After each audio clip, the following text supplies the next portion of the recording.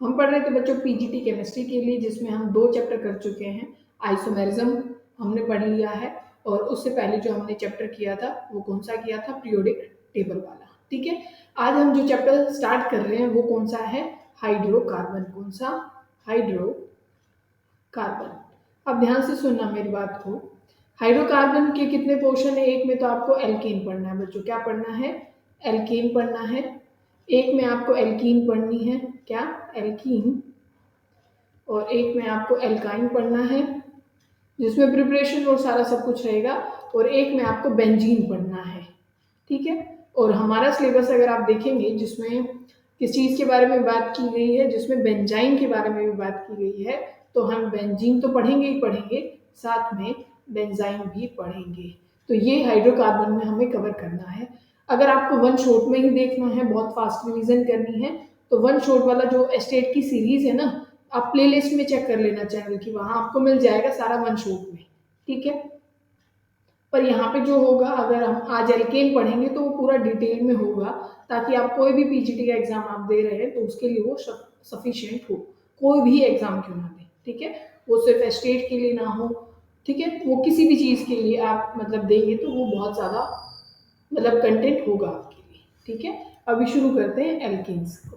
ठीक है, एल्केन क्या है बच्चों, एल्केन है हमारे पास, जिसमें सबको पता है सैचुरेटेड ये क्या होते हैं, कंपाउंड्स होते हैं, जिनमें क्या होता है, सिंगल बॉन्ड होता है। तो यही आपको क्या करने हैं, फॉर्म करने हैं। एक बार पेज का व्यू थोड़ा सा चेंज कर लेते हैं बच्चों। ठीक है, ये लाइंस थोड़ी सी बड़ी दिखाई दे रही है ना, ये ठीक है। चलो, तो हमें क्या पढ़ना है, हमें पढ़ना है एल्केन्स को, जिसमें क्या होता है, सैचुरेटेड ये क्या होते हैं, कंपाउंड्स होते हैं, कार्बन सिंगल बॉन्ड कार्बन होता है। इनको सबसे पहले आपको मेथड ऑफ प्रिपरेशन पढ़ने हैं, MOP आपको पढ़ना है, मेथड ऑफ प्रिपरेशन। अब ध्यान से देखते जाइएगा। सबसे पहले आपको क्या बनाना है, एल्काइन से मान लीजिए बनाना है। किससे बनाना है, एल्काइन से। एल्काइंस कैसी होती हैं, एल्काइंस होती हैं जहाँ पे आपको ट्रिपल बॉन्ड नजर आए। ठीक है ना, ये एल्काइंस हैं। तो जो सबसे पहली चीज आपको लेनी है वो लेना है, इसमें हाइड्रोजन की एडिशन करनी है। किसकी करनी है एडिशन, आपको यहाँ पे H2 की एडिशन करनी है। किसकी प्रेजेंस में करनी है, आप प्लेटिनम ले सकते हैं, आप प्लेडियम ले सकते हैं, और या आप निकल ले सकते हैं। ठीक है, यहाँ पे आप क्या मिल जाएगा, आप यहाँ पे बिल्कुल सिंगल बॉन्ड पे पहुंच जाएंगे और सब पे क्या लग जाएगा, हाइड्रोजन लग जाएगा। ठीक है, इतनी बात समझ में आ गई। अब यहाँ सेम आप किस में कर सकते हैं, आप यही जो एल्केन है वो किससे बना सकते हैं, वो एल्कीन से भी तो बना सकते हैं। उसमें भी आप सेम रिएजेंट डाल दीजिए और आप कहाँ तक पहुंच जाएंगे, एल्कीन तक पहुंच जाएंगे। ठीक है ना, यहाँ पे आप हाइड्रोजन लगा लेना, मतलब क्या बन जाएगा, ऑल ओवर एल्केन यहाँ पे बन जाएगा। क्या बन जाएगा, एल्केन यहाँ पे बन जाएगा। अब यहाँ आपको इसका मैकेनिज्म पता होना चाहिए, यहाँ से क्वेश्चन पूछा गया है इसी वजह से, तो आपको ये प्रोसेस पता होनी चाहिए। प्रोसेस क्या रहती है कि तब भी आप H2 की एडिशन करते हैं। क्या करते हैं बच्चों, H2 की तब भी आप एडिशन करते हैं। तो एक तो वो सिन एडिशन होती है, कैसी होती है, ये पॉइंट आपको लिखने हैं। कैसी एडिशन रहेगी, ये सिन एडिशन यहाँ पे रहेगी। कैसी रहेगी, सिन एडिशन रहेगी। ये काम का पॉइंट है, आपको स्टार मार्क करके लिख लेना है। ठीक है, और जो आप ये हाइड्रोजनेशन जो कर रहे हैं ये एक्सोथर्मिक प्रोसेस होगा। कैसा होगा, एक्सोथर्मिक प्रोसेस होगा, एक्सोथर्मिक। ठीक है, इतनी बात समझ में आई। अब देखो ये प्रोसेस होगा कैसे, मान लीजिए आपके पास एक सिस्टम है। सिस्टम क्या है, आप आपको पता है निकल के सरफेस पे हाइड्रोजन एड्सॉर्ब हो जाती है। क्या होती है, निकल के सरफेस पे हाइड्रोजन एड्सॉर्ब रहती है। आप इस यहाँ पे हाइड्रोजन मान रहे हैं कि भैया हाइड्रोजन है। ठीक है, ये बॉन्ड दिखाई दे रहे हैं, ऊपर दिखा रहे हैं बस हम। हाइड्रोजन क्या है, एड्सॉर्ब है किस पे, निकल के सरफेस पे, ये निकल है। ठीक है, यहाँ पे हम एल्कीन को अगर लेके आए, किसको लेके आए, ये एल्कीन को ले आए, तो होता क्या है कि भाई इनकी आपस में जो अट्रैक्शन है वो तो खत्म होना शुरू हो जाती है। इनके बीच में जो अट्रैक्शन है वो बिल्डअप होना शुरू हो जाती है और ये बॉन्ड टूटना शुरू हो जाएगा, क्योंकि नई अट्रैक्शन शुरू हो गई। ये कुछ ऐसे हो जाता है कि कार्बन, ये कार्बन और यहाँ पे थोड़ी अट्रैक्शन रह जाती है और ये बॉन्ड बनना शुरू हो जाता है। ठीक है, और यहाँ पे आपको स्लाइटली बॉन्डिंग, क्योंकि ये भी लाइट होना शुरू हो जाता है, बॉन्ड ब्रेक डाउन होगा ना क्योंकि। तो यहाँ पे एक पॉइंट और लिखेंगे, 4 मेंबर साइक्लिक रिंग यहाँ पे बनेगी। क्या है, 4 मेंबर साइक्लिक रिंग यहाँ पे बनेगी। ठीक है, और क्या हो रहा है यहाँ, एड्सॉर्प्शन हो रहा है, ये भी लिखेंगे आप, क्या हो रहा है, एड्सॉर्प्शन यहाँ पे हो रहा है। ठीक है, इतनी बात आपको समझ में आ गई। अगर ये जो एडिशन ऑफ हाइड्रोजन है, अगर यहाँ पे आप रेट देखें तो एल्काइन का ज्यादा होता है कंपैरिजन टू एल्कीन। अगर आप क्या लिखें, अगर आप रेट लिखते हैं तो रेट किसका ज्यादा होता है बच्चों, एल्काइन का ज्यादा होता है। मतलब अगर आपको दो जगह दे रखा है कुछ ऐसे एग्जाम्पल, अगर आप देखें यहाँ पे तो ट्रिपल बॉन्ड है और यहाँ पे डबल बॉन्ड है, अगर आपको बोले कि भाई यहाँ H2 की एडिशन हो रही है तो आप पहले यहाँ ऐड करेंगे कि यहाँ ऐड करेंगे, तो रेट किसका ज्यादा होता है, यहाँ पे आप मतलब यहाँ रिएक्शन ज्यादा होगी, पहले आप इसकी हाइड्रोजनेशन करेंगे, इसकी नहीं करेंगे। ठीक है, एक और इम्पोर्टेंट जो बात है, ये भी इम्पोर्टेंट थी, ये भी आपको लिखनी है। और इम्पोर्टेंट एक बात क्या है कि ये पेरिसाइक्लिक रिएक्शन होती है। कैसी होती है, पेरिसाइक्लिक रिएक्शन। अब देखो कैसे, मान लीजिए आपके पास ये एल्कीन है, कैसे है, ये एल्कीन है और यहाँ पे आप हाइड्रोजन बना रहे हैं कि ये आपके पास हो गया हाइड्रोजन। तो यहाँ होता क्या है कि ये बॉन्ड तो यहाँ ट्रांसफर हो जाता है और ये बॉन्ड क्या है, यहाँ पे मेकिंग और ब्रेकिंग ऑफ बॉन्ड एक साथ होते हैं। ठीक है, बॉन्ड फॉर्म भी होता है और बॉन्ड क्या हो जाता है, यहाँ से ब्रेक भी हो जाता है। इसी को तो इसी में आप क्या पढ़ते थे पहले, यहाँ पे पहले आप क्या पढ़ा करते थे, यहाँ पेरिसाइक्लिक में ऐसा पढ़ते हैं। ठीक है, किस में पढ़ते हैं ऐसा, पेरिसाइक्लिक में पढ़ते हैं। तो बॉन्ड फॉर्मेशन और जो बॉन्ड ब्रेक है वो यहाँ पे एक साथ होता है।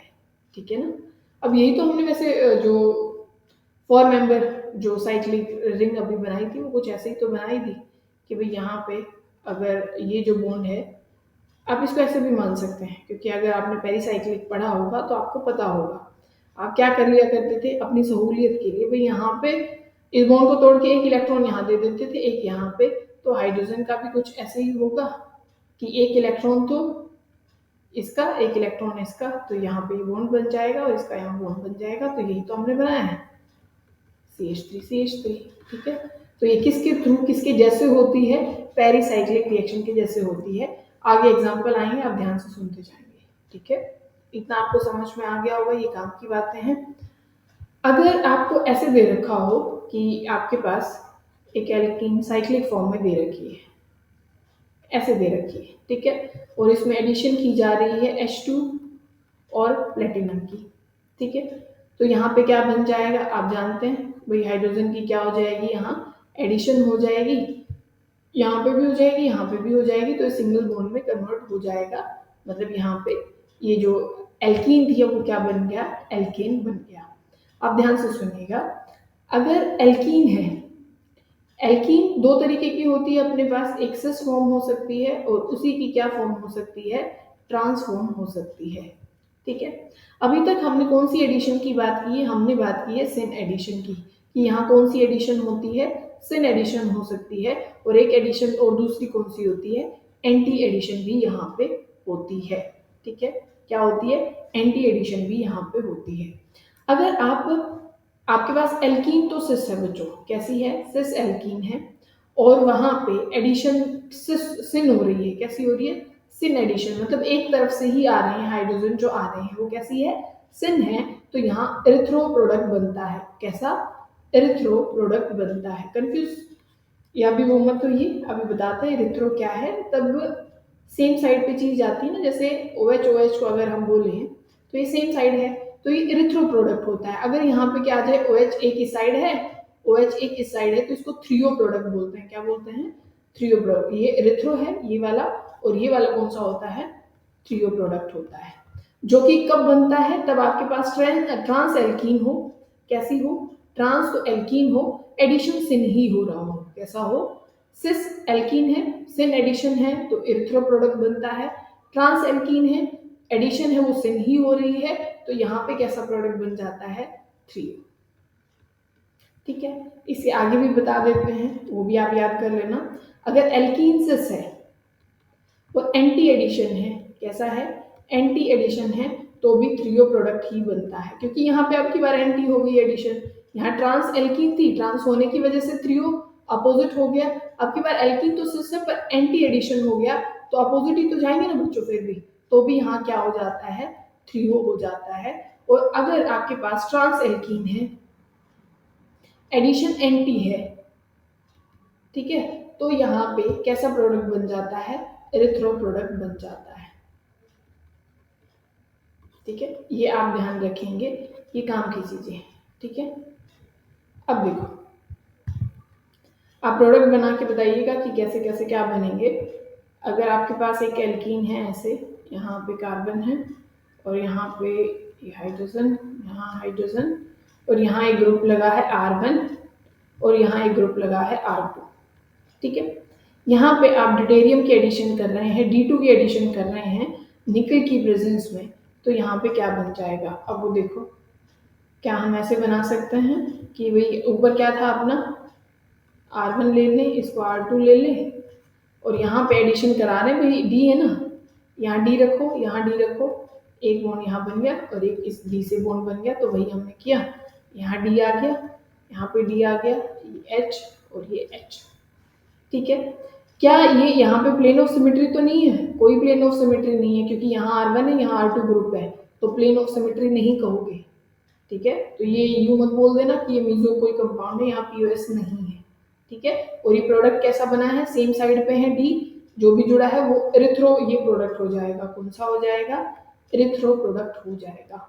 बात समझ में आ गई होगी आप सबके, बहुत बढ़िया। अब नेक्स्ट देखो, नेक्स्ट में आपको क्या करना है, आपके पास मान लीजिए ये आप करके दिखाएंगे और प्रोडक्ट मुझे बता देंगे कि क्या बनेगा। यहाँ कार्बन है, यहाँ R1 आया है, यहाँ R2 आया है और यहाँ पे H है, ये H है। पहली बात तो एल्कीन कौन सी है बच्चों, ये है ट्रांस एल्कीन। ठीक है, आप तब भी हाइड्रोजन की एडिशन कराओ या D2 की एडिशन कराओ, होनी तो यहाँ पे सिन ही है।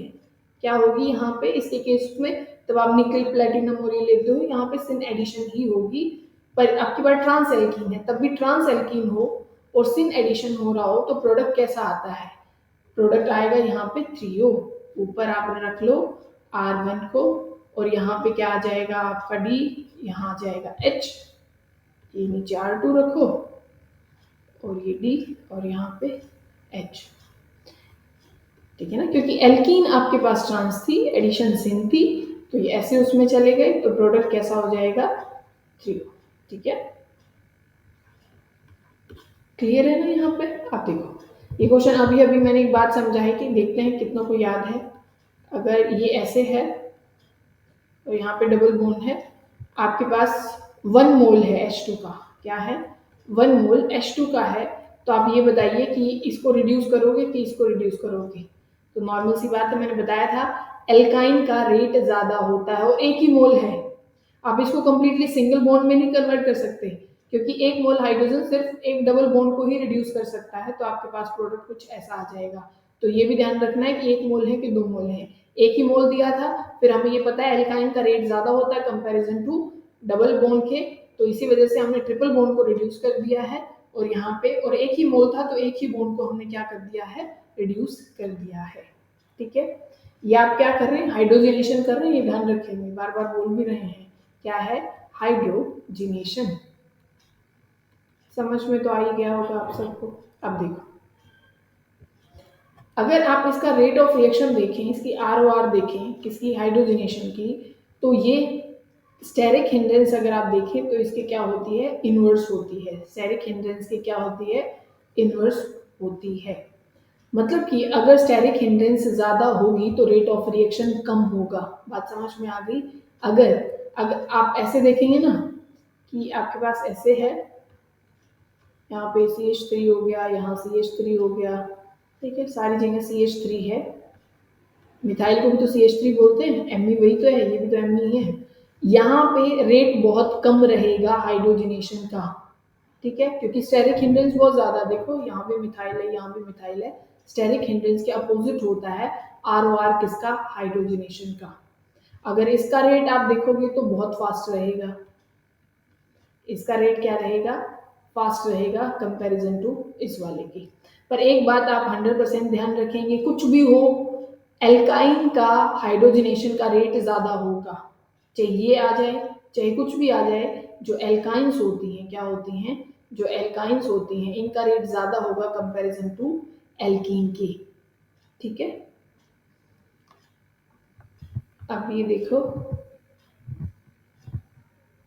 अगर आप एक कंपेयर करना, एक क्वेश्चन देते हैं आपको,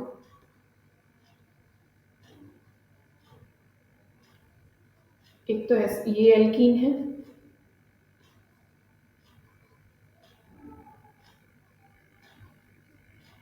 एक ये ऐसी वाली है, और ओ ओ ओ ओ, ओ, ओ, एक ऐसे है। तो आप ये बताइए कि किस एल्कीन का रेट ज़्यादा होगा, हाइड्रोजनेशन मतलब किसकी फास्ट होने वाली है, बताओ मुझे। अब देखो, वैसे अगर आप इस एल्कीन को एक बार देखें तो ये भी आपको पता लग रहा है कि यहाँ स्टेरिक हिंडेंस ज़्यादा है, क्योंकि यहाँ भी मिथाइल ग्रुप यहाँ लगा है, यहाँ भी कुछ है, यहाँ भी कुछ है, तो यहाँ पे हिंडेंस ज़्यादा है, तो इससे ज़्यादा रेट तो इसी का होगा। यहाँ पे भी इस एल्कीन पे एक सब्सटीट्यूशन तो है, तो इससे ज़्यादा इसका होगा, क्योंकि इस एल्कीन पे कोई सब्सटीट्यूशन नहीं है, तो रेट ऑफ हाइड्रोजनेशन इसका ज़्यादा होगा। ठीक है, बात क्लियर है। या फिर आप, अगर ये बात आपको समझ में आई हो ना आई हो, एक चीज और याद रख सकते हैं, अगर जिसके पास अल्फा एच मतलब क्या होंगे, अल्फा एच कम होंगे, उसका रेट ज्यादा होगा। ठीक है, अल्फा एच क्या होंगे, कम होंगे। अल्फा एच कैसे देखे जाते हैं, जैसे इसके अल्फा एच देखें तो जो कार्बन है उससे नेक्स्ट वाला जो होगा वो अल्फा होगा, ये भी क्या होगा, अल्फा होगा। तो यहाँ पे कितने हाइड्रोजन है, यहाँ पे दो, यहाँ पे हैं दो, यहाँ पे हैं। अगर इसको देखो तो यहाँ कितने अल्फा एच हैं, गिनो एक बारी, तीन तो इसके, तीन इसके, दो यहाँ पे और दो यहाँ पे। अल्फा एच बहुत ज्यादा, मैंने क्या कहा, जितने अल्फा एच क्या होंगे, कम होंगे, उतना रेट ज्यादा होगा, या स्टेरिक हिंडेंस से लगा लो, बात तो बराबर ही होगी ना।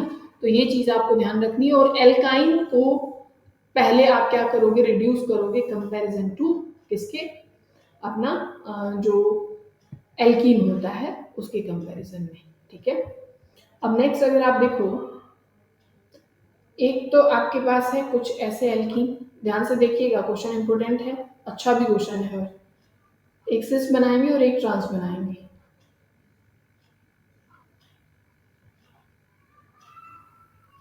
एक तो ये एल्कीन है, पहले तो ये डिसाइड कर लो कि ये सिस है कि ट्रांस है। ठीक है, ये आपको पता होनी चाहिए कि कौन सिस है और कौन ट्रांस है। ठीक है, एक ये वाली एल्कीन है, तो आपको पता तो लग गया होगा भाई, ये सेम साइड है, देखो ये जो ग्रुप लगे हुए हैं ये क्या है, ये एक साइड है, तो ये सिस फॉर्म है। और ये क्या है, ये अपोजिट जा रही है ना, कैसे जा रही है, अगर आप इसको देखो, मतलब ये एल्कीन कैसे बनी हुई है, एक ग्रुप तो इसका ऐसे जा रहा है और एक ग्रुप इसका ऐसे जा रहा है, ऐसे ही ना, एक तो ऊपर की तरफ और एक नीचे की तरफ। तो ये कौन सी एल्कीन है, ट्रांस एल्कीन है।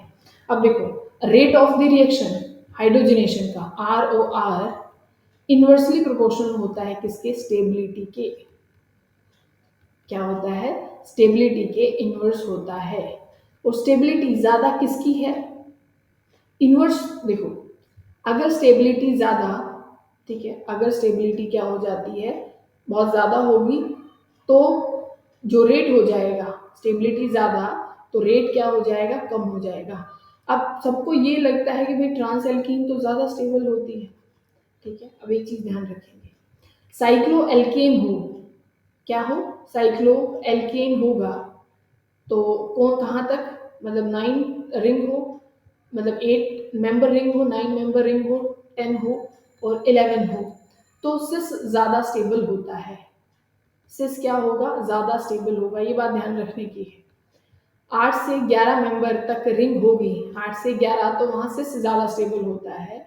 और 11 से ऑनवर्ड मतलब 12 13, यहाँ अगर आप देखोगे तो ट्रांस ज्यादा स्टेबल होता है। कौन होगा, ट्रांस ज्यादा स्टेबल होगा। अब यहाँ पे देख लो कितने हैं, ये पहला, दूसरा, तीसरा, चौथा, पांचवा, छठा, सातवां, आठवां, नौवां, 10 कार्बन है, मतलब ये यहाँ पे है, मतलब यहाँ सिस वाली ज्यादा स्टेबल है। और हमने क्या कहा, rate of hydrogenation inversely proportional होता है स्टेबिलिटी के, तो रेट ऑफ द रिएक्शन किसका ज्यादा होगा, आपकी बारी, ट्रांस का ज्यादा होगा।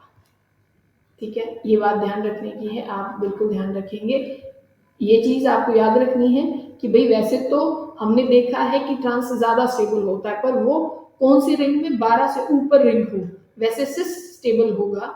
और अगर सिस यहाँ पे रिंग में, ऐसी रिंग में अगर सिस क्या है, ज़्यादा स्टेबल हो गया तो इन्वर्सली मैंने बताया रेट, तो किसका ज़्यादा रेट हो जाएगा, ट्रांस वाले का ज़्यादा हो जाएगा। अब एक क्वेश्चन और करके बताना, ऐसे कुछ है, एक तो ये दे रखी है और एक किसी की आप कौन सी फॉर्म बना लेंगे, ये एक तो यहाँ पे बना दें, ये तो सिस फॉर्म हो जाएगी, एक अगर यहाँ बना दे तो ये ट्रांसफॉर्म हो जाएगी। तो अब यहाँ पे रेट बता दीजिए, अब यहाँ वो गिन लीजिए कि कितने हैं यहाँ पे नंबर ऑफ क्या है कार्बन। तो ये 1 2 ये 3 ये 4 ये 5 ये 6 7 8 9 10 11 और ये 12। 12 में क्या बोला कि 12 जो होगा उसमें कौन सी ज़्यादा स्टेबल होगी, उसमें ट्रांस ज़्यादा स्टेबल होगी। और स्टेबिलिटी और आर का उल्टा रेट है। अब की बार कौन ज़्यादा स्टेबल है, ट्रांस वाली ज़्यादा स्टेबल है, तो रेट किसका मतलब ज़्यादा हो जाएगा, सिस वाली का ज़्यादा हो जाएगा। ठीक है, बोलो। अब देखो, एक आपके पास है H2, एक आपके पास है D2 और एक आपके पास है T2। ठीक है, इनमें अगर आप क्या बताएंगे, बॉन्ड एनर्जी अगर आप बताएं तो बॉन्ड एनर्जी ज़्यादा किसकी होती है, बोलो बोलो। बॉन्ड एनर्जी ज़्यादा होती है, जो आपके पास ये क्या होता है, हाइड्रोजन, ये ड्यूटेरियम और ट्रीटियम, ट्रीटियम की बॉन्ड एनर्जी ज़्यादा है। ठीक है, बात समझ गए ना, जो अपना क्या होता है, ट्रीटियम होता है, इसकी बॉन्ड एनर्जी ज़्यादा होती है। और बॉन्ड एनर्जी और रेट ऑफ द रिएक्शन उल्टे हैं। अगर बॉन्ड एनर्जी ज़्यादा, बॉन्ड एनर्जी अगर ज़्यादा है तो रेट ऑफ द रिएक्शन क्या होगा, कम होगा। मतलब कौन एडिशन में ज़्यादा करेगा, अगर आप इसकी बात करेंगे तो रेट कौन ज़्यादा देगा, H2 की एडिशन देगी, फिर D2 की देगी और सबसे कम किसकी देगी, T2 की देगी। ये भी काम की बात है। ठीक है ना, रेट कौन ज़्यादा देगा, H2 वाला, क्योंकि ये इन्वर्सली है किसके, बॉन्ड एनर्जी के, स्टेबिलिटी के भी इन्वर्स था और स्टेरिक हिंड्रेंस के भी क्या था, इन्वर्सली था। तो ये कुछ बातें आप ध्यान रखेंगे। ठीक है, अब एक चीज़ और आपको समझाते हैं। आप प्रोडक्ट बनाएगा, बनाना कैसे आप बनाने वाले हो, एक आपके पास है CH2, ये डबल बॉन्ड, यहाँ पे CH सिंगल बॉन्ड CH और यहाँ पे डबल बॉन्ड CH2। ठीक है, इसमें आप H2 की एडिशन कर रहे हैं, क्या कर रहे हैं, H2 की एडिशन निकल की प्रेजेंस में। तो प्रोडक्ट बताइए क्या बनेगा। देखो आपने क्या बनाया होगा, CH3 सिंगल बॉन्ड, मतलब सारी जगह सिंगल बॉन्ड लगा दिए होंगे, पर ऐसा नहीं है। मैंने कहा था, दिलाया था आपको कि ये पेरिसाइक्लिक रिएक्शन के जैसे होती है। ये ऐसे है, ये कंपाउंड ऐसे है, इसको आप यहाँ पे क्या बना लोगे, ये हाइड्रोजन बना लोगे। तो होगा क्या, अब वो देखो, आप या तो ये बॉन्ड ऐसे ऐसे करके बना लीजिए, वो आपकी मर्जी है। ठीक है, आपको जैसे भी करना है वैसे करिए, जिसको जैसे सहूलियत लगे। आप ऐसे कर सकते हैं कि भाई ये इलेक्ट्रॉन ऐसे बना लीजिए। ठीक है, कलर दूसरा यूज कर लेते हैं। यहाँ पे ये इलेक्ट्रॉन्स हैं, ये इलेक्ट्रॉन्स हैं, इसके ये इलेक्ट्रॉन, और सेम आप हाइड्रोजन के बना लीजिए। एक इलेक्ट्रॉन इसके पास रहा होगा, एक इलेक्ट्रॉन इसके पास। तो ये इलेक्ट्रॉन इससे बॉन्ड बनाएंगे, ये इलेक्ट्रॉन इसके साथ बॉन्ड बना लेंगे और ये आपस में बना लेंगे। तो ये कैसा दिखाई देगा, अब वो देखो, ये हाइड्रोजन है, ये ध्यान रखना CH3 नहीं है। तो ये कुछ ऐसे बन जाएगा। तो ये अब आपके पास स्ट्रक्चर ये बनेगी, ये बीच में डबल बॉन्ड आ जाएगा। कभी ये मत कर देना, यहाँ का भी रिड्यूस कर दो, यहाँ का भी रिड्यूस कर दो। ये बॉन्ड देखो कहाँ पे आ गया है, सेंटर में आ गया है। ठीक है, और ये स्टेबल भी क्यों है, क्योंकि यहाँ पे जो साइकिल एक बन जाती है वो 6 मेंबर्ड रिंग यहाँ पे बनती है, इसी वजह से भी ये स्टेबल है। पेरिसाइक्लिक वाले आपको पता है साइकिल बनाते हैं, तो ये क्या हो जाएगी, स्टेबल हो जाती है, क्योंकि रिंग फॉर्म यहाँ पे होती है। अब कोई यूं सोचे कि भाई अगर ऐसे होगा तो एक बॉन्ड यहाँ पे एक यहाँ पे है, तो क्या यहाँ पे पेरिसाइक्लिक होगी, बच्चों होगी, क्योंकि ये घूम जाएगा ना, ये वाला इधर हो जाएगा, ये तो फिर ऐसे हो जाएगा, तो ये भी हो जाएगी, कोई दिक्कत नहीं है। अगर आप अब प्रोडक्ट बना के बताना इनके, फटाफट बनाना, आपकी प्रैक्टिस हो जाएगी। ये ऐसे है और एक ऐसे है। ठीक है, तो सबने देखते हैं ठीक बनाया कि नहीं। सबका प्रोडक्ट यही रहा होगा। आपको हाइड्रोजनेशन ही करनी है, H2 की एडिशन करनी है, तो सबका यही आंसर रहा होगा, क्योंकि पेरिसाइक्लिक है वही। ये इलेक्ट्रॉन ऐसे ऐसे बना दो, इनका आपस में बॉन्ड बना दो, फिर ये हाइड्रोजन यहाँ पे लग जाएंगे, तो कुछ ऐसे बनेगा। फिर अगर आपके पास मान लीजिए ऐसे है, एक मिनट बच्चों, यहाँ पे ये डबल बॉन्ड है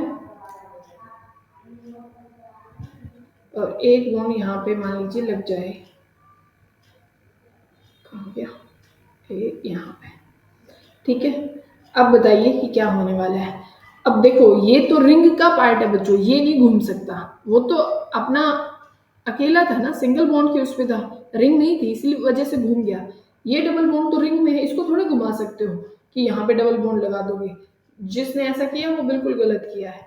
तो आप डबल बॉन्ड को रिंग में नहीं घुमा सकते हो, ये तो रिंग का पार्ट हो गया ना बच्चों, ये तो बाहर था और ये तो बिल्कुल सही पोजीशन पे भी थे, यहाँ तो कोई गड़बड़ नहीं थी। पर इसको आप कैसे बनाओगे। अब ये देखो जो क्वेश्चन आपको बताया था कि जहां पे हिंड्रेंस क्या हो, जहां पे स्टेरिक हिंड्रेंस क्या होगी, एक तो बताई थी स्टेरिक हिंड्रेंस वही ROR के अपोजिट होती है, ठीक है।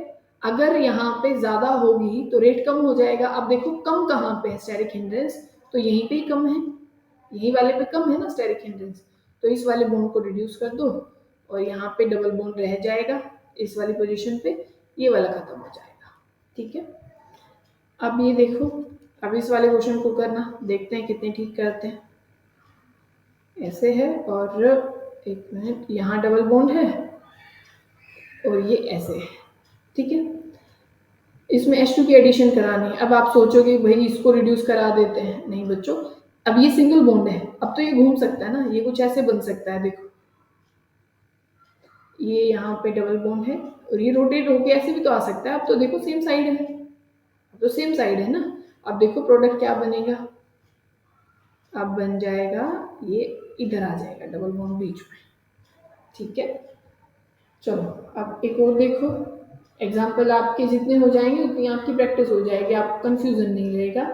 जब आप क्वेश्चन प्रैक्टिस वो वाली आप में ये नहीं रहेगी, क्वेश्चन प्रैक्टिस नहीं है, ये ऐसे ऐसे है, तो आपको पता है कि भाई सेम उस पे है, तो हम क्या करते हैं कि भाई इलेक्ट्रॉन ऐसे ऐसे कर लेते हैं अपने, और यहाँ क्या बन जाता है डबल बॉन्ड, और ये हाइड्रोजन लेके यहाँ बॉन्ड बना लेंगे, ठीक है ना। तो ये चीज़ आपको करनी थी, ठीक है। अगर आप देखो कि जो 6 मेंबर जो स्टेट होती है वो ज़्यादा स्टेबल बनती है कंपैरिजन टू 1-4 वाले की, ठीक है। 6 मेंबर जहाँ रिंग बनेगी वो ज़्यादा स्टेबल होगा। एक और बढ़िया सा क्वेश्चन देते हैं आपको, करोगे ना, चलो करके बताना, ठीक है। कुछ गलत तो नहीं बनाया ना। पेन पेंसिल ज़रूर हो बच्चों, कोई फ़ायदा नहीं है तो कभी आप, अब ये देखो यहाँ डबल बॉन्ड लगा ले, यहाँ डबल बॉन्ड है, यहाँ डबल बॉन्ड है, यहाँ पे डबल बॉन्ड, यहाँ, ये आपने ज़रूर पढ़े होंगे कहीं ना कहीं तो, ठीक है। अब यहाँ पे 1 मोल H2 दे रखा है, क्या है 1 मोल H2 का दे रखा है, तो बोलो प्रोडक्ट क्या बनेगा। तो यहाँ पे बच्चों आपको एक बात पता होगी कि इस बॉन्ड की वजह से एरोमेटिसिटी खराब नहीं होती है, तो आप इसी को ही रिड्यूस करोगे। अगर किसी और को रिड्यूस करने चले ना तो ये हाईली अनस्टेबल हो जाएगा, क्योंकि एरोमेटिसिटी ब्रेक डाउन हो जाएगी। तो सिंपल आपको क्या करना है, इसको यहाँ से हटा देना, H2 का रिडक्शन हो जाएगा, ठीक है। फिर अब देखो आपको पता होना चाहिए रेने निकल क्या होता है, सारी चीज़ें लिखवाई जाएंगी और सारी चीज़ें बताई भी जाएंगी, आप सारा सब कुछ कर लेंगे, कोई दिक्कत नहीं आएगी। रेने निकल क्या है, एलॉय होता है निकल का और एल्यूमिनियम का, किस में एडिशन करके NaOH में, निकल का और किसका बच्चों, एल्यूमिनियम का, किस में डिप करके इन NaOH, ठीक है। रूम टेम्परेचर पे किया जाता है और ये नॉर्मल निकल से 100 गुना ज़्यादा बेटर होता है काम करने में, ठीक है। बात समझ में आ गई। अब जो रिडक्शन की जाती है ना, मतलब रेने निकल की प्रेजेंस में, रेने निकल की प्रेजेंस में जो रिडक्शन की जाती है उसको क्या बोलते हैं, सेप्टियर सेंड्रस रिएक्शन उसको बोला जाता है बच्चों, क्या बोला जाता है, सेप्टियर सेंड्रस रिएक्शन उसको बोला जाता है। ये आपने 11th क्लास में भी पढ़ी है, सेप्टियर सेंड्रस reaction, Sanderson sorry Sanderson reaction, ठीक है ना बच्चों, ये याद रखना। फिर आपके पास एक क्या होता है, विल्किंसन कैटलिस्ट होता है जो रिडक्शन के काम आता है। वो क्या होता है वो आपको पता होना चाहिए, कई बार स्ट्रक्चर ही पूछ ली जाती है कि भाई ये कौन सा कैटेलिस्ट है, तो यहाँ पे होता है ये RH और साथ में यहाँ PPH3, PPH3 और ये भी PPH3 और यहाँ PPH3 और यहाँ होता है क्लोरीन। ठीक है ना, इसको आप क्या बोलते हो, विल्किंसन कैटलिस्ट, विल्किंसन कैटलिस्ट। ठीक है, ये भी किसके काम आता है, ये इस रिडक्शन के ही काम आता है। ठीक है, बोलो बात समझ में आ गई होगी। फिर एक चीज और आपको बता दें, थोड़ी सी हायर हो जाएगा, थोड़ा सा बिल्कुल, डाईअमाइड रिएक्शन जिसको बोला जाता है बच्चों, क्या बोला जाता है, डाईअमाइड रिएक्शन बोला जाता है। इसमें क्या होता है, आप N2H4 को लेते हैं, किसको लेते हैं, N2H4 को, उसकी तब पेरोक्साइड की प्रेजेंस में रिएक्शन करते हैं, तो यहाँ पे आपके पास N2H2 आता है। जैसे आपने हाइड्रोजीन और ये सब कुछ पढ़े होंगे, ये उसी के उसमें है हाइड्रोजीन। तब आप इनकी एल्कीन से रिएक्शन करते हो ना बच्चों, किसके साथ, एल्कीन के साथ रिएक्शन करते हो N2H2 की, तो ये भी सिन एडिशन करता है हाइड्रोजन की। ठीक है, इतना ही आपको याद रखना है, यहाँ पे हाइड्रोजन की एडिशन हो जाएगी, सिन एडिशन यहाँ पे होती है। और ये हाइड्रोजन आ कहाँ से रहे हैं, ये इस N2H2 से आ रहे हैं। जैसे क्वेश्चन कई बार क्या दिया जाता है कि मान लीजिए आपके पास ऐसे है, ये एल्कीन दे रखी है और यहाँ पे आपको रिएक्शन लिख दी N2H2 और ये H2O2, यहाँ डी लिख लेना बच्चों, डी H की जगह क्या लिख लेना, डी। तो बच्चे क्या कराते हैं, यहाँ पे हाइड्रोजन जोड़ देते हैं, ये नहीं करना, क्योंकि H जो सोर्स है वो N2, ये D2 है, तो यहाँ पे D आके जुड़ जाएगा, हाइड्रोजन की जगह पे क्या आके जुड़ जाएगा, ये ड्यूटेरियम। ठीक है, तो ये आपको सिन एडिशन है, सिन एडिशन में या तो दोनों डैश में दिखा दोगे या तो दोनों वेज में दिखा दोगे। ठीक है, इतनी बात क्लियर है ना, या तो दोनों डैश में दिखा दोगे या तो दोनों वेज में दिखा दोगे, क्योंकि सिन एडिशन होती है। बात शायद क्लियर हो गई होगी आप सबको। और क्या बताया था, जहाँ पे आप रिडक्शन जरूर देखोगे कि भाई जहाँ पे जो क्या होती है स्टेरिक हिंड्रेंस कम होनी चाहिए, वहां पे आप क्या कर दोगे, वहां रिडक्शन आप करोगे। फिर एक जो रिएक्शन है अपने एल्केन्स और उसमें, जिसको आप वुड्स रिएक्शन बोलते हो, कौन सी रिएक्शन बोलते हो, वुड्स रिएक्शन। ठीक है, काम की रिएक्शन है, आप पढ़ेंगे वुड्स रिएक्शन जिसको हम बोलते हैं। होता क्या है कि आपके पास मान लीजिए है CH3Cl, क्या है, ये एल्काइल हैलाइड आपके पास है, ये रिएक्शन आप करते हैं किसकी प्रेजेंस में, Na ड्राई ईथर की प्रेजेंस में, ड्राई ईथर की प्रेजेंस में। अगर यहाँ पे बच्चों अगर पानी लिया गया, ड्राई ईथर क्यों लिया जाता है, क्योंकि अगर यहाँ पे H2O लिया जाता है, क्या लिया जाता है, H2O लिया जाता है, तो ये पानी ही, ये जो Na है वो इस पानी के साथ रिएक्ट करेगा और NaOH बना लेगा, क्या बना लेगा, NaOH बना लेगा। तो हम ये डिस्टर्बेंस नहीं चाहते, तो इसी वजह से क्या है, ड्राई ईथर का यूज किया जाता है। ठीक है, अब रिएक्शन देखना कि कैसे कैसे होगी। ठीक है ना, प्रोडक्ट बनाया हमने, नहीं बनाया अभी तो, मान लीजिए हम इसको 2 टाइम्स ले रहे हैं, तो होता क्या है, आपने बनाई भी होगी बचपन में, ऐसे आप करते थे कि भाई ये Cl है और यहाँ पे ये Na है, और यहाँ पे आप क्या करते थे, यहाँ से NaCl बाहर निकाल दिया करते थे। आप 2 Na लेते थे और यहाँ पे ये Cl और ये CH3, तो क्या करते थे, NaCl बाहर, 2 NaCl बाहर, तो क्या बन गया आपके पास, ये देखो, ये बन गया आपके पास CH3 को आपस में जोड़ दो, क्या बन गया, CH3 को आपस में जोड़ दोगे, आपके पास क्या बन जाएगा, प्रोडक्ट बन जाएगा। अब एक बात ध्यान से आप सुनेंगे, ठीक है, देखो एक तो जो वुड्स रिएक्शन होती है वो सिमेट्रिकल एल्केन्स बनाने के लिए यूजफुल होती है, इवन नंबर ऑफ कार्बन जहाँ पे हो। ठीक है, और इसको कपलिंग रिएक्शन भी बोला जाता है, जो कपलिंग हो रही है ना यहाँ पे, तो इसको क्या बोला जाता है, कपलिंग रिएक्शन बोला जाएगा। और दूसरा क्या है, सिमेट्रिकल एल्केन्स बनाने के लिए इस रिएक्शन को प्रेफर किया जाता है।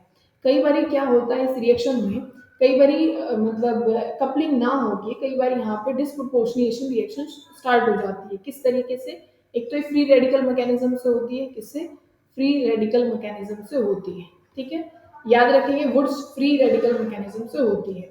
हो क्या जाता है आपके पास, मान लीजिए कुछ ऐसे है कि CH3 और CH3 आपके पास है, ठीक है ना, ये बता रहे प्रोडक्ट बनने के बाद कैसा, एक मिनट, आप स्टार्टिंग से लिख लीजिए CH3 CH2 और ये X आपके पास मतलब Cl है मान लीजिए, फ्री रेडिकल में टूटेगा, क्या बन जाएगा, CH3 CH2, और ये रेडिकल यहाँ पे बन जाएगा, क्या बन जाएगा, रेडिकल यहाँ पे बन जाएगा। तो कोई ऐसा एक आप बीकर ले रहे हो तो उसमें ऐसा एक ही मॉलिक्यूल तो है नहीं, बहुत सारे हैं, तो दूसरा भी कुछ ऐसे ही होगा, CH2 रेडिकल, और यहाँ पे क्या है, CH3 यहाँ पे है। तो होता क्या है बच्चों, यहाँ का जो हाइड्रोजन होता है CH3 की बजाय यहाँ का जो हाइड्रोजन है, यहाँ से हाइड्रोजन हटा लेते हैं एक बारी और यहाँ लगा लेते हैं। ये जो हाइड्रोजन है ये रेडिकल बनेगा, ये भी रेडिकल बनेगा, ये यहाँ से ब्रेक डाउन होके इसके साथ लग जाता है, तो ये बन जाएगा CH3 और ये CH3, ठीक है। और ये क्या बना, ये चीज क्या बनी, ये रेडिकल, और यहाँ से यहाँ भी क्या हो जाएगा, ये रेडिकल बनेगा और ये बन जाएगा आपके पास CH2 डबल बॉन्ड CH2, ठीक है ना। यहाँ पे इसको बोलते हैं डिस्प्रपोर्शनेशन रिएक्शन, बात समझ गए। दोनों चीजें यहाँ पे बनेंगी तो दोनों आपको मिल जाती हैं, कई बार देखने को नॉर्मल कपलिंग भी हो जाती है और आपको डिस्प्रपोर्शनेशन रिएक्शन भी देखने को मिल जाती है।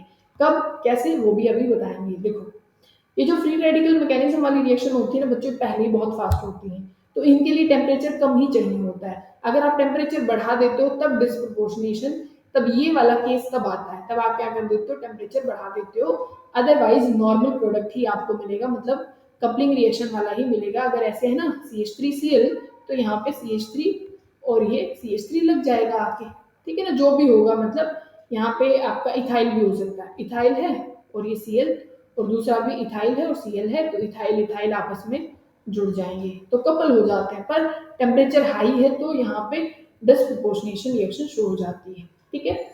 और कमाल की बात है, आपसे पूछा जाए कि किस रिएक्शन में एक्टिवेशन एनर्जी की रिक्वायरमेंट नहीं होती, तो फ्री रेडिकल रिएक्शंस में एक्टिवेशन एनर्जी की रिक्वायरमेंट नहीं होती है बच्चों। क्या है, कोई भी एक्टिवेशन एनर्जी की रिक्वायरमेंट नहीं होती, जो कि वुड्स रिएक्शन एक फ्री रेडिकल रिएक्शन होती है, ठीक है। बात क्लियर हो गई होंगी। इसके दो मैकेनिज्म है, एक तो फ्री रेडिकल वाले की बात हुई, एक होता है बच्चों आयनिक मैकेनिज्म और होता है, कैसा होता है, आयनिक मैकेनिज्म और रहता है। आयनिक वाले में देखो क्या होगा, यहाँ पे इलेक्ट्रॉन लॉस होते हैं सोडियम के, Na है तो यहाँ Na पॉजिटिव बन जाएगा, अगर दो लोगे तो दो Na पॉजिटिव और दो इलेक्ट्रॉन बाहर निकल जाएंगे, ये वाला सिस्टम रहेगा, ठीक है। पर इसको आप थोड़ा सा समझोगे तो फ्री रेडिकल से ही समझ लो थोड़ा सा, ताकि आपको एक हिंट मिल जाएगी, क्योंकि आपको पेपर में तो अगर दिमाग में बैठ के तो आप डायरेक्ट ही करोगे, मैकेनिज्म लेके तो नहीं बैठोगे, है ना। तो यहाँ CH3 है और ये CH2 और यहाँ पे X है मान लीजिए, ठीक है। तो इसको भी रेडिकल बना लो और इसको भी रेडिकल बना लो। यहाँ दो इलेक्ट्रॉन है तो एक इलेक्ट्रॉन तो इसको ट्रांसफर कर दो और एक इसको कर दो, ठीक है। तो क्या हो जाएगा, ये CH3 इसके पास क्या हो जाएगा वो देखो, CH2 यहाँ इसको नेगेटिव दे दो और इसके पास भी नेगेटिव हो जाएगा, इसको भी तोड़ दो, ये किस में चला जाएगा, X नेगेटिव, क्योंकि दोनों के पास इलेक्ट्रॉन आ गए। ये CH3 CH2 एक न्यूक्लियोफाइल के जैसे बिहेव करेगा, क्योंकि नेगेटिव है, क्या है, जिसके पास इलेक्ट्रॉन होते हैं जो डोनेट कर सकता है वो क्या होता है, न्यूक्लियोफाइल होता है। तो ये एज अ न्यूक्लियोफाइल के जैसे बिहेव कर सकता है। अब कैसे बिहेव करेगा, अब यहाँ पे एक स्पीशीज और हो सकती है ऐसी कि CH3 CH2 और यहाँ पे X हो, तो ये क्या करता है, ये पीछे से यहाँ पे अटैक करेगा इसके ऊपर, इस कार्बन के ऊपर, और ये यहाँ से निकल के भाग जाएगा, तो यहाँ पे क्या बन जाएगा, CH3 CH2 और ये CH2 CH3, तो ये प्रोडक्ट बन जाएगा। तब ये एज अ न्यूक्लियोफाइल के जैसे बिहेव करेगा। ये एक बेस के जैसे भी बिहेव कर सकता है, इसके जैसे, बेस के जैसे। अगर हम ये लिख दें Me और ये CH2 नेगेटिव, Me मतलब बच्चों मिथाइल ही होता है, ठीक है, Me CH2 नेगेटिव, और साथ में हम लिख दें कि भाई ये अपने पास है, इसको खोल के लिख देते हैं H2 और यहाँ पे CH2X। तो बेस के जैसे बिहेव करेगा तो हाइड्रोजन लेके भागेगा, ये हाइड्रोजन लेके गया तो यहाँ पे क्या बन जाएगा, ये CH2 एल्कीन बन जाएगी ऑल ओवर, ठीक है। बात समझ गए ना। तो अगर बेस बनेगा तो ये बना देगा, न्यूक्लियोफाइल बनेगा तो ये प्रोडक्ट बना देगा, ठीक है। बात आपको समझ में आई या नहीं आई। फिर देखो वुड्स रिएक्शन दो तरीके से आपको देखने को मिलती है, एक इंटरमोलिकुलर होती है और एक इंट्रामोलिकुलर होती है। क्या होती है, इंटरमोलिकुलर, और एक क्या होती है, इंट्रामोलिकुलर। इंट्रा में देखो क्या होता है, आपके पास CH2 है, यहाँ पे CH2 है और यहाँ क्या है बच्चों, Cl और यहाँ पे Cl है, ठीक है। ये ये चीज़ बाहर चली जाती है यहाँ से और यहाँ आपस में डबल बॉन्ड बन जाता है। ये इंट्रा में ऐसा होता है। इंट्रा में ये चीज़ होगी। आपको 2 हैलाइड आप देखने को आपको मिल रहे हैं। इंटर में देखो क्या हो जाती है। एक तो सिंपल जो आपने पढ़ी अभी तक, भई RX है तो वो क्या बन जाएँगे, RR बन जाएँगे। एक तो ये वाला केस है, ठीक है? एक जहाँ पे मिक्स हैलाइड बन जाए, ये भी तो पॉसिबिलिटी है। मिक्स मतलब कि आप अलग-अलग ले रहे हो। अलग-अलग कैसे कि एक तो आपने लिया CH3Cl और एक आप ले लो इथाइल क्लोराइड, मतलब एक में आपने CH3 ले लिया और यहाँ पे आपने क्या ले लिया, इथाइल ले लिया। तो प्रोडक्ट भी तो अलग-अलग आएँगे ना। आप एक जगह तो जोड़ दोगे CH3 और ये इथाइल जोड़ दोगे। फिर हो सकता है भई CH3 आपस में जुड़ जाएँ और ये भी तो हो सकता है कि इथाइल आपस में जुड़ जाएँ। तो ये होते हैं मिक्स्ड प्रोडक्ट। तो जो इंटरमॉलिक्यूलर होती है वहाँ पे सिंपल हो सकता है, ये मिक्स्ड वाला प्रोडक्ट बन सकता है। पर इंट्रा वाले में क्या हो जाता है कि यहाँ पे खुद में ही यहाँ क्या बनना शुरू हो जाती है, बोलो, यहाँ मतलब आपस में रिएक्शन हो जाएगी। दूसरे एग्जांपल से आप और समझ जाओगे। देखो, अगर ऐसा है CH2 आपको डाई हैलाइड देखने को मिल जाएँगे साथ में, ये Cl है, ये Cl है, ये आपस में चले जाएँगे यहाँ से, ये चले जाएँगे और यहाँ बॉन्ड बन जाएगा, 3 मेंबर्ड रिंग बन गई। देखो, इनको हटा दो तो ये क्या बन गई, 3 मेंबर्ड रिंग बन गई ना। तो ऐसे आपको क्या करना है, प्रोडक्ट को बनाना है, ठीक है? इसका आप मुझे आप बना के देख लेंगे, एग्जांपल दे। ये ऐसे है और यहाँ पे है Br और यहाँ भी क्या है बच्चों, Br, ठीक है? तो आप क्या कर दोगे, इसको यहाँ से हटा दोगे, इसको यहाँ से हटा दोगे, ये रेडिकल आपस में जुड़ जाएगा। कितने कार्बन है, 1 2 3 4 5, 5 मेंबर रिंग बना दो। ये इंट्रामोलिक्यूलर है बच्चों, ठीक है? बोलो, समझ में आ गई? बहुत बढ़िया।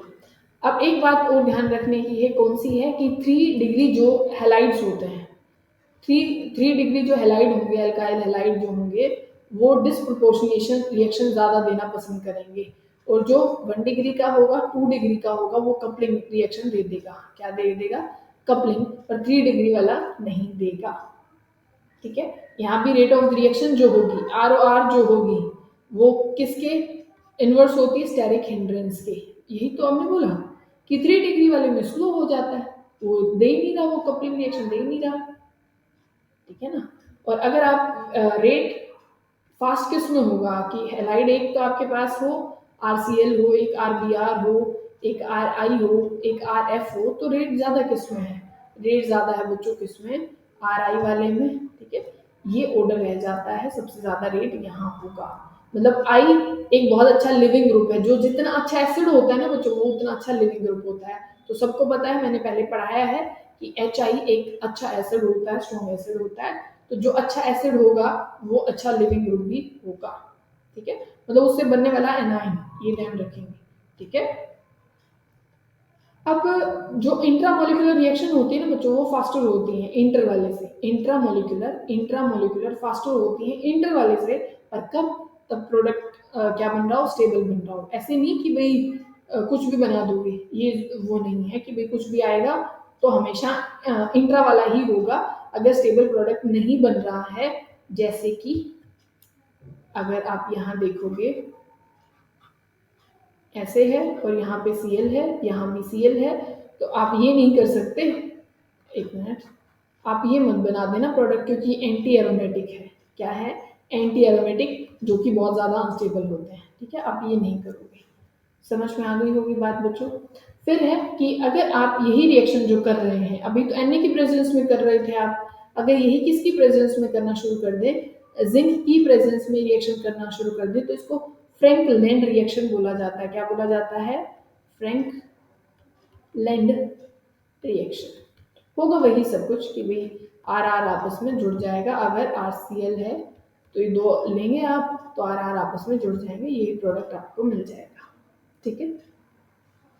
फिर आपको पता होना चाहिए गिल-मैन रिएजेंट क्या होता है। ग्रिग्नार्ड सबको पता है, फ्रैंकलैंड वाला भी मैंने बता दिया, इसको फ्रैंकलैंड ही बोलेंगे, जो R2Zn मतलब इस टाइप में रहेगा रिएजेंट। गिल-मैन कौन सा होता है, इसकी रिएक्शन भी इंपॉर्टेंट है। गिल-मैन में क्या होता है, ये R2 लोगे और यहाँ पे Cu और Li, ठीक है ना? अब इसको रिएक्शन आपको नेम पता होगा, नेमिंग रिएक्शन है कोरी हाउस सिंथेसिस। क्या है? कोरी हाउस सिंथेसिस।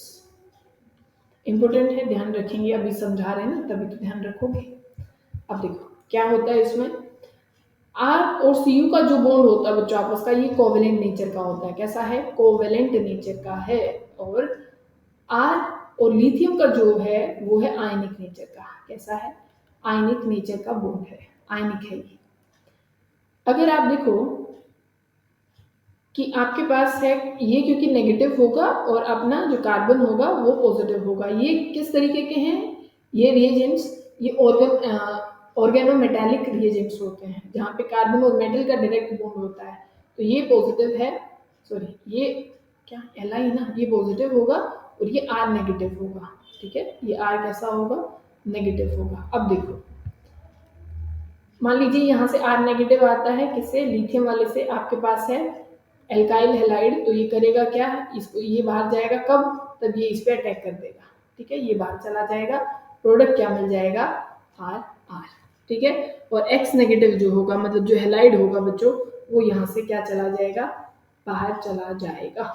ठीक है ना, जो अटैक होता है आर नेगेटिव का, वही इसका रे डिटरमाइनिंग स्टेप होता है। ठीक है, और यहाँ पे भी स्टेरिक हिंड्रेंस के इनवर्स ही होता है रेट ऑफ द रिएक्शन। ठीक है, जो रेट डिटरमाइनिंग स्टेप बोल लीजिए या रेट बोल लीजिए, वो स्टेरिक हिंड्रेंस की क्या होते हैं? वो इनवर्स होते हैं। ठीक है, बोलो। अब देखो डायरेक्ट आप कैसे कर सकते हो, इतने पंगे में आपको नहीं पढ़ना। सीधा आप क्या करोगे, आपको ऐसे दे रखा है कि भाई ये है C2H5। ठीक है, ये CuLi दे रखा है ऐसे करके, और आपको हैलाइड दे रखा है CH3 और यहाँ पे Cl। तो सीधा क्या करोगे, इस CH3 के साथ ये वाला R ग्रुप जोड़ दो, क्या बन जाएगा? CH3, और ये इथाइल है ना तो Et लिखते हैं, ये प्रोडक्ट बन जाएगा। सीधा ही तो बनाना है। ठीक है, क्योंकि आपसे तो प्रोडक्ट पूछा जाएगा, प्रोडक्ट क्या बनेगा, तो ये आपको पता होना चाहिए। फिर आती है कॉल्प्स रिएक्शन। क्या आती है? कॉल्प्स रिएक्शन। ये काम की रिएक्शन है बच्चों, सारी काम की है, समझिएगा ध्यान से। देखो क्या है, अगर आपके पास है RCOO और ये Na। ठीक है, और आप क्या कर रहे हैं, इस ये इलेक्ट्रोलिसिस होती है बच्चों। वैसे तो यहाँ पे क्या होती है? इलेक्ट्रोलिसिस होती है। और इलेक्ट्रोलिसिस में क्या है, कैथोड और एनोड पे रिएक्शन होती है। तो ये नेगेटिव होता है और ये क्या होता है बच्चों? पॉजिटिव होता है। पानी तो रहेगा ही वहां पे भी, तो H2O, इसमें क्या ब्रेकडाउन हो जाता है? H पॉजिटिव, OH नेगेटिव, और यहाँ पे क्या है? RCOO नेगेटिव और ये H पॉजिटिव। तो कैथोड पे तो केटायन जाते हैं, कैथोड पे कौन जाता है? केटायन, और एनोड पे कौन जाता है? एनायन। केटायन कौन सा है? यहाँ पे जाएगा अपना H पॉजिटिव, क्योंकि अगर आप देखो तो एनोड पे ऑक्सीडेशन होती है, कैथोड पे रिडक्शन होती है। तो आप अगर एक तो इसको भेजें Na को, यहाँ Na तो यहाँ Na आएगा, यहाँ H पॉजिटिव, सॉरी। तो एक तो आप Na को भेजिए H पॉजिटिव को, तो रिडक्शन जल्दी कौन करना चाहेगा? H करना चाहेगा, मेटल तो नहीं करेगा। ठीक है ना, तो यहाँ कौन आ जाएगा? H आप लिख दो। ठीक है, तो कैथोड पे तो हाइड्रोजन गैस रिलीज होती है, ये याद रखने वाली बात है। एनोड पे देखोगे तो देखो अभी एनोड पे क्या होने वाला है।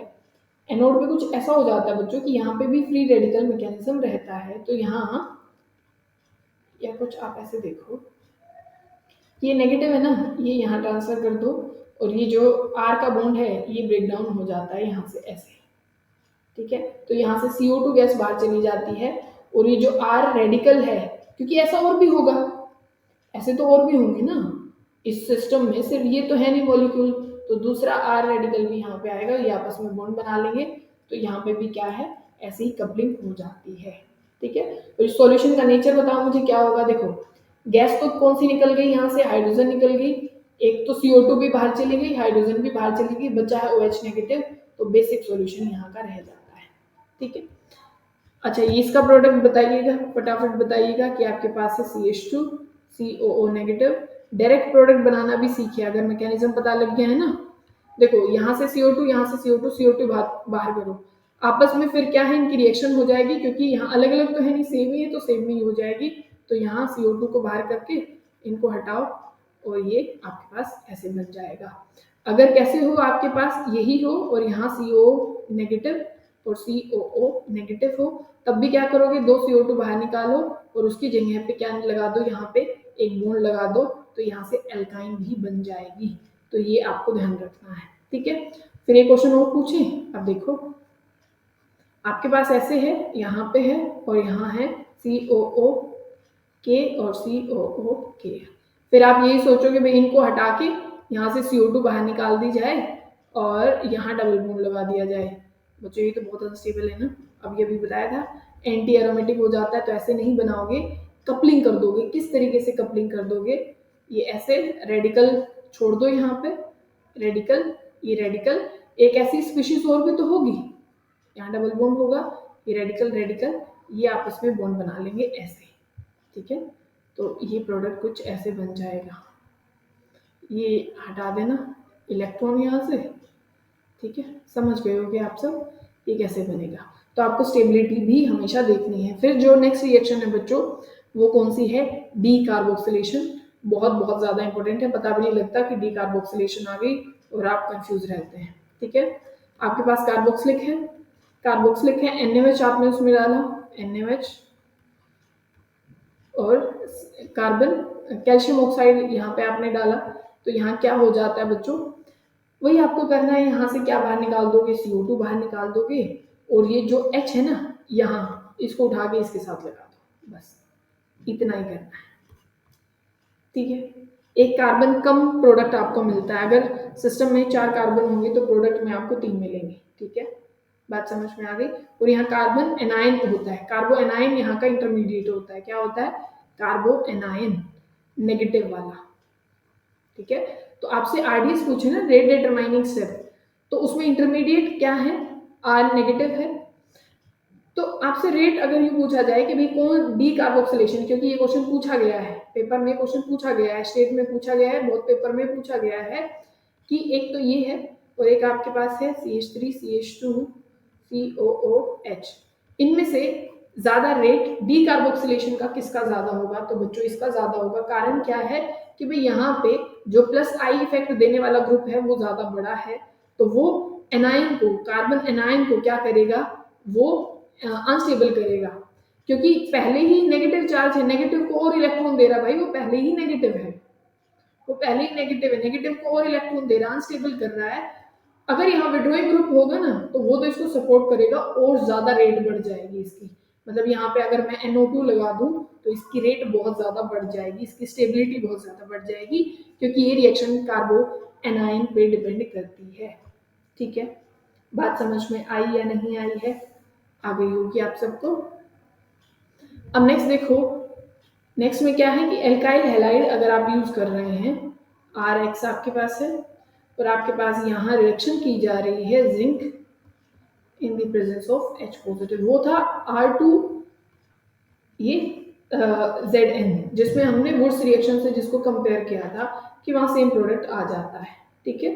तो यहाँ क्या आ जाता है कि जिंक यहाँ से निकाल ली जाएगा, किसको, जो भी हैलाइड होगा ZnCl2 बन जाएगा, और जो ये R है बच्चों, यहाँ का जो H है वो यहाँ दे दिया जाएगा, मतलब RH बनेगा, किसमें, तब जिंक और H दे रखा हो ना सिर्फ, तो आप ऐसे करोगे, पर अगर दे रखा हो R2Zn, वहां पे आप कपलिंग करोगे, क्योंकि अगर ऐसे है RX और वहां दे रखा है आपको ये वाली चीज, ठीक है, तो यहाँ का एक R उठा के और यहाँ चिपका दोगे, वहां कपलिंग हो रही है, यहाँ पे ये जो H है वो हैलाइड की जगह रखा जा रहा है और ZnCl2 बाहर चला जाएगा, इस चीज का आप ध्यान रखेंगे, ठीक है। फिर और चीज बताएं आपको, देखो ध्यान से सुनिएगा, अगर आप रेड फॉस्फोरस HI और रेड फॉस्फोरस करें, रिडक्शन करें, तो ये बहुत अच्छे रिड्यूसिंग एजेंट होते हैं HI in the presence of red phosphorus. आपके पास एल्कोहल है, क्या है, एल्कोहल है और आपने HI डाला है, क्या डाला है, HI। वैसे तो वो लोग आपको क्या करना है, भाई इसको OH को हटाओ, यहाँ से OH को हटाओ और H डालो, ठीक है, इतना ही प्रोडक्ट यहाँ पे बनेगा, क्योंकि एल्केन बना रहा है। क्या करना है, OH को हटाओ और H दो, इतना आपको करना है फाइनली, ठीक है। इतनी बात समझ में आती है ना आपको, तो ये चीजें आपको कुछ ध्यान रखनी है, क्योंकि एक्चुअल में ये आपने शायद ग्लूकोज वाली उसमें भी पढ़ा था कि ग्लूकोज में देखो 6 कार्बन होते हैं ना, तो ग्लूकोज में भी इतने OH होते हैं, सबको OH को हटा के वो N हेक्सेन बना देता है। तो इसकी प्रॉपर्टी और इसकी पावर देख सकते हो आप, है ना। तो इसके पास पावर होती है, ठीक है। फिर एक होता है आपके पास ग्रिग्नार्ड रिएजेंट, जिसको RMGX बोलते हो। ये हमने पढ़ भी लिया है वैसे, तब हमने अमीन वाला चैप्टर, अमीन वाला हो चुका है। अमीन वाला जो हम इसके लिए पढ़ना था, किसके लिए, HPSC और इसके लिए, तो अमीन हम पढ़ा चुके हैं पहले, ठीक है। अब देखो RMGX है, अगर आप उसकी H2O के साथ करोगे रिएक्शन, या आप उसकी रिएक्शन करोगे एल्काइन के साथ, या आप उसकी रिएक्शन करोगे NH3 के साथ, या फिर करोगे अल्कोहल के साथ, तो सब में एल्केन बन जाएगा। क्या बन जाएगा? सब में एल्केन बन जाएगा, ठीक है। सबका प्रोसेस में क्या बनेगा? एल्केन बनेगा।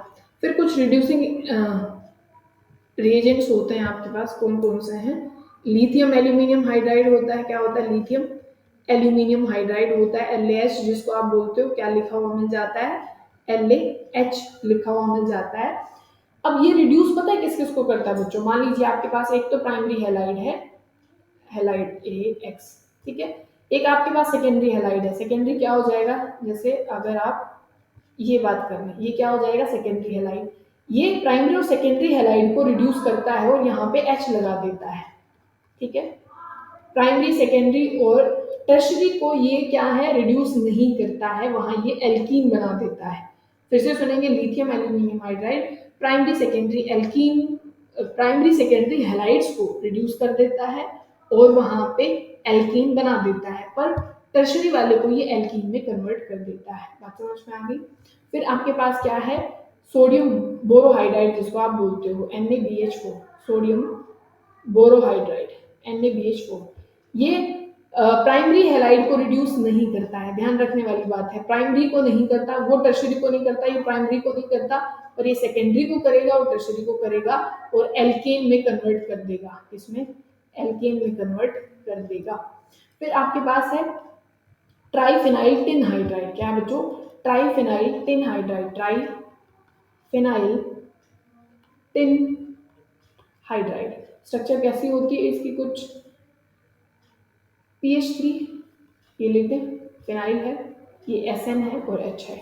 ये प्राइमरी को भी करता है, सेकेंडरी को भी करता है और टर्शरी हैलाइड को भी रिड्यूस कर देता है। कहाँ तक? एल्केन तक कर देता है। बात क्लियर हो गई होगी बच्चों। फिर हम आते हैं प्रॉपर्टीज ऑफ एल्केन पे। क्या था? Properties of alkene. Property of alkene में क्या आता है कि जैसे एक रिएक्शन है, CH4 है, क्लोरीन, लाइट की प्रेजेंस में आप रिएक्शन कर रहे हैं HMU, तो आपको प्रोडक्ट क्या मिल जाता है? CH3Cl और प्लस में HCl, यही मिलता है, CH3Cl प्लस में HCl। पर ये कब मिलता है? तब जो एल्केन है वो आपके पास एक्सेस फॉर्म में हो। किसमें हो? एक्सेस में हो, तो ये प्रोडक्ट मिल जाएगा। पर अगर क्या है आपके पास CH4 है, यहाँ पे कोई भी एल्केन हो सकता है, Cl2 है, पर एक्सेस में अब की बार Cl2 है, तो ये रिएक्शन रुकती नहीं है बच्चों। कब तक? तब तक सारे हाइड्रोजन हटा के क्लोरीन ना लग जाए। तो ऐसे होता जाएगा CH3Cl, फिर रिएक्शन हो जाएगी, फिर हो जाएगा CH2Cl2, फिर बन जाएगा आपके पास CHCl3, फिर बन जाएगा CCl4। CCl4 का नाम बताओ? पायरीन, इसको आप बोलते हो। क्या बोलते हो? पायरीन। नाम याद रख सकते हैं, ठीक है। इतना आप समझ में आ गया होगा आपको। और ये भी फ्री रेडिकल मैकेनिज्म से होती है रिएक्शन, आपको पता होगा। इसमें भी क्या होता है? चेन इनिशिएशन होती है। क्या होती है? चेन इनिशिएशन होगी, फिर प्रोपेगेशन होगी और फिर क्या होती है? टर्मिनेशन होती है। इनिशिएशन मतलब क्या है कि मान लो आपके पास हेलोजन है, जैसे हमने बोला Cl2 है, तो Cl2 को आप ऐसे लिखते हो, तो ये रेडिकल में और ये रेडिकल में ब्रेक डाउन हो जाएगा, Cl फ्री रेडिकल। ये चेन इनिशिएशन है बच्चों। क्या है? Chain initiation. फिर आता है चेन प्रोपेगेशन। चेन प्रोपेगेशन में क्या होता है वो देखो, आपके पास क्या है, यहाँ पे कोई एल्केन होगा, एल्केन में हमने CH4 ही माना, तो ये CH3 और एक हाइड्रोजन को ऐसे ले लो, ये रेडिकल फॉर्म में, तो CH3 ये रेडिकल बन जाएगा, एक H रेडिकल बन जाएगा, ठीक है। फिर क्या होता है कि भाई ये जो हेलोजन है वो यहाँ पे बॉन्ड बनाएगा, वो बना लेगा CH3 और ये Cl, ठीक है, ये चीज हो सकती है। और ये आपस में भी तो बॉन्ड बना सकते हैं, ये Cl और HCl भी बनेगा, ठीक है। फिर जो लास्ट में जो आता है, जो लास्ट में जो प्रोसेस आता है बच्चों, ये क्या होता है, चेन टर्मिनेशन होता है। क्या है, चेन टर्मिनेशन। चेन टर्मिनेशन में क्या है, मतलब रिएक्शन ब्लॉक होने का जो काम होता है।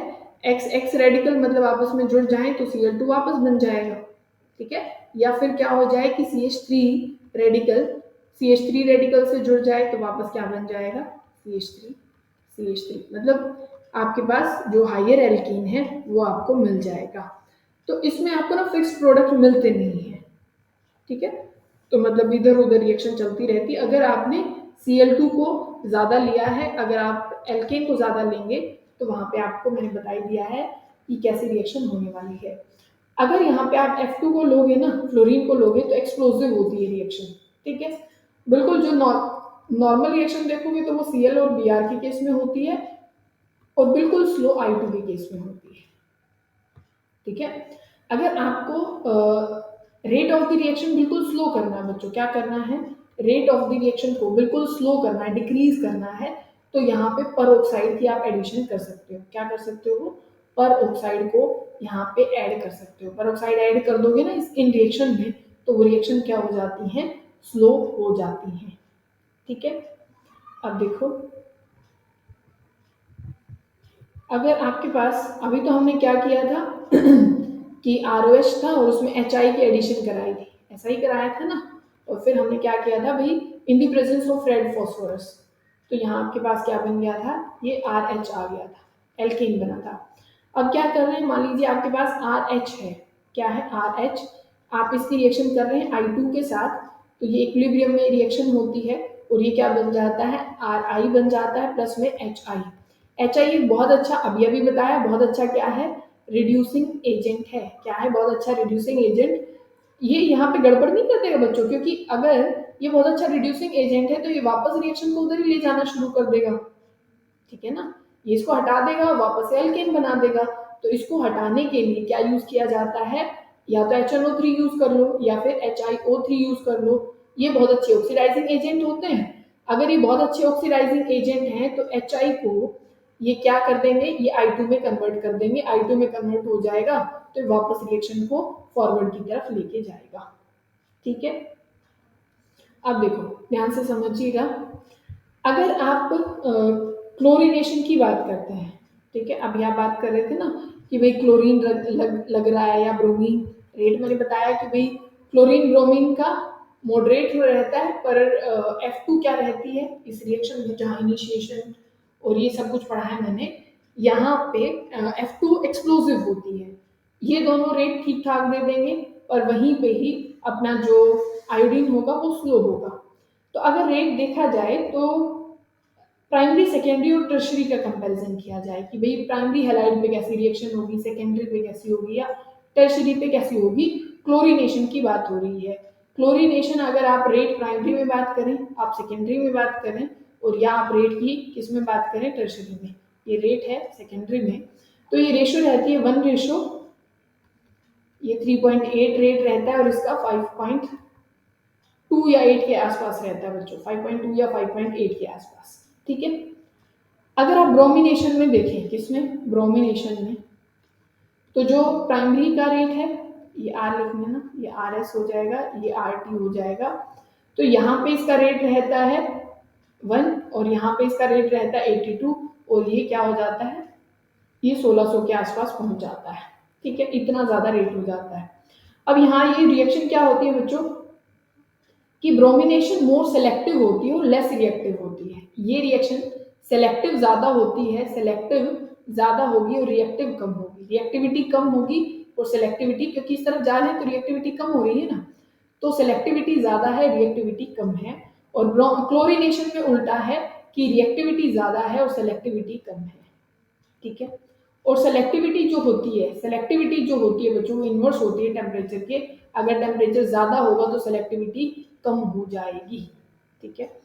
अगर आपको ब्रोमिनेशन करनी हो ना बच्चों, तो जहां फ्री रेडिकल बने वहां रिएक्शन कर देना, वहां ब्रोमिनेशन कर देना वही प्रोडक्ट बनेगा। जैसे ऐसे है, यहाँ Br2 की एडिशन आपको करनी है तो सीधा यहाँ पे क्या बन जाएगा, यहाँ Br लगा देना, ब्रोमिनेशन। जहाँ पे स्टेबल फ्री रेडिकल बनेगा वहीं पे ही ब्रोमिनेशन हो जाती है। पर क्लोरीनेशन में आपको क्या करना है, मान लीजिए यही है और आपको क्लोरीनेशन करनी है, Cl2 की एडिशन करनी है, तो यहाँ आपको देखने पड़ेंगे कि प्राइमरी कितने हैं, सेकेंडरी कितने हैं, फिर उनका मेजरमेंट लेना पड़ेगा भाई प्राइमरी कार्बन कितने, सेकेंडरी कितने हैं। ठीक है, कैसे आप कर लोगे, देखो नंबर आपको लेना है, यहाँ पे प्राइमरी कितने हैं, अगर इस वाले केस में देखो तो प्राइमरी हाइड्रोजन गिन लो, प्राइमरी हाइड्रोजन कितने हैं, 3 यहाँ पे हैं, 3 यहाँ पे है, 3 यहाँ पे है, तो 9 प्राइमरी हाइड्रोजन है। ठीक है, और उनकी वैल्यू क्या होती है, अभी मैंने बताया था उनकी रेशो 1 ही होती है, एक मिनट, हाँ 1 होती है। ये कैसे हटेगा बच्चों, ये जाओ क्यों नहीं रहा,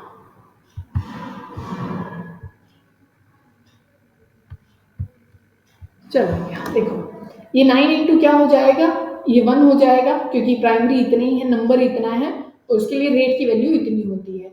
और अगर आप किसकी बात करें, जो टर्शरी है, टर्शरी कितना है यहाँ पे, क्योंकि सेकेंडरी तो है ही नहीं, तो यहाँ पे कितना है टर्शरी, यहाँ एक ही हाइड्रोजन है, एक ही हाइड्रोजन है और वैल्यू कितनी थी 5.8, तो इसकी तो वैल्यू आ रही है 9 और इसकी आ रही है 5.8, तो ज्यादा वैल्यू किसकी है ये, तो जो हाइड्रोजनेशन होगी, जो Cl2 ऐड होगा वो किसी प्राइमरी पोजीशन पे हो जाएगा, इन तीनों में से कहीं पे भी ऐड कर दो, कहीं पे भी, तो यहाँ मान लीजिए यहाँ Cl हमने ऐड करा दिया, तो ये डिपेंड करेगा कि रेट किसका ज्यादा है, तो आपको ऐसे ही निकालना है जो ऊपर वैल्यूज बताई हैं उसके, उसका यूज करके।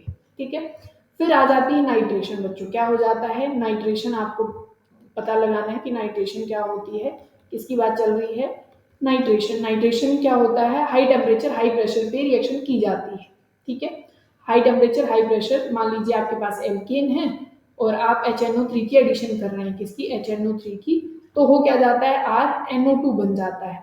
पर कई बार होता क्या बच्चों, बहुत हाई टेम्परेचर की वजह से ना यहाँ पे कार्बन कार्बन बॉन्ड भी टूट जाते हैं, टेम्परेचर बहुत हाई है ना, मान लीजिए आपके पास ऐसे कुछ था CH3 CH2 और यहाँ ये CH3 लो और यहाँ पे HNO3 की रिएक्शन करा रहे हैं, अगर बनने को तो प्रोडक्ट ये भी बनेगा CH2NO2, पर टेम्परेचर बहुत हाई है तो ये बॉन्ड भी टूट सकता है, बात समझ में आ गई ना, तो यहाँ बॉन्ड ब्रेकिंग भी हो जाती है। अब यहाँ पे भी सेम, ये रिएक्टिविटी जो है वो स्टेबिलिटी ऑफ रेडिकल पे ही डिपेंड करता है, किस पे, स्टेबिलिटी ऑफ किसका, रेडिकल का, कि जितनी ज़्यादा स्टेबिलिटी, मतलब रेडिकल की जितनी ज़्यादा स्टेबिलिटी होगी वो उतना ज़्यादा अच्छा प्रोडक्ट बनेगा, वहाँ पे उसकी रिएक्टिविटी उतनी ज़्यादा होगी। ठीक है ना, फिर बात आती है सल्फोनेशन की, सल्फोनेशन में क्या हो जाता है, यहाँ पे आप क्या कर दोगे, ओलियम के साथ ये रिएक्शन होती है, H2SO4 प्लस SO3 को ओलियम बोला जाता है, SO3 मतलब क्या बन जाएगा, H2 और यहाँ पे और ये O7, ठीक है, ये ओलियम होता है। अब यहाँ पे आप क्या कर दोगे, RH है ना, तो इसको ऐड करोगे ओलियम को, तो यहाँ पे क्या बन जाता है RSO3H, ये प्रोडक्ट, यहाँ भी रेडिकल फॉर्मेशन ही रेट डिटरमाइनिंग स्टेप होता है।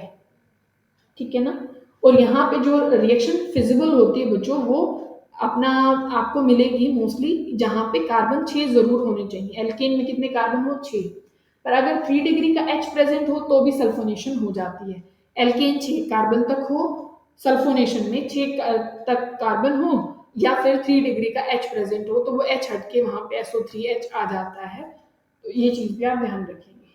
ठीक है, फिर क्या है, एक रिएक्शन होती है आइसोमेरिज्म रिएक्शन बच्चों, ध्यान रखेंगे, अच्छी रिएक्शन भी है और काम की रिएक्शन भी है, पूछा गया है स्टेट में यहाँ से क्वेश्चन, आइसोमेरिज्म, आपके पास क्या होगा, अनब्रांच्ड एल्केन होंगे, कैसे होंगे, अनब्रांच्ड एल्केन होंगे, आप अगर उसमें AlCl3 डाल देते हैं और हीट कर देते हैं तो वहां पे ब्रांच्ड एल्केन बनना शुरू हो जाते हैं, कैसे, ब्रांच्ड एल्केन बनना शुरू हो जाते हैं, अगर ब्रांचिंग ज्यादा होगी तो बच्चों ऑक्टेन नंबर भी ज्यादा हो जाएगा, ऑक्टेन नंबर ज्यादा होगा तो फ्यूल एफिशिएंसी ज्यादा हो जाएगी, फ्यूल एफिशिएंसी ज्यादा होगी और नोकिंग कम होगी।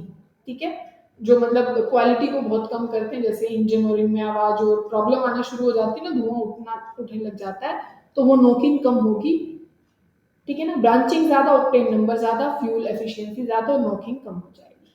ठीक है, ओके बच्चों। अच्छा फिर करोगे कैसे, मान लीजिए ऐसे है आपके पास तो उसको क्या कर दोगे, ये बना दोगे, यही होता है AlCl3 में।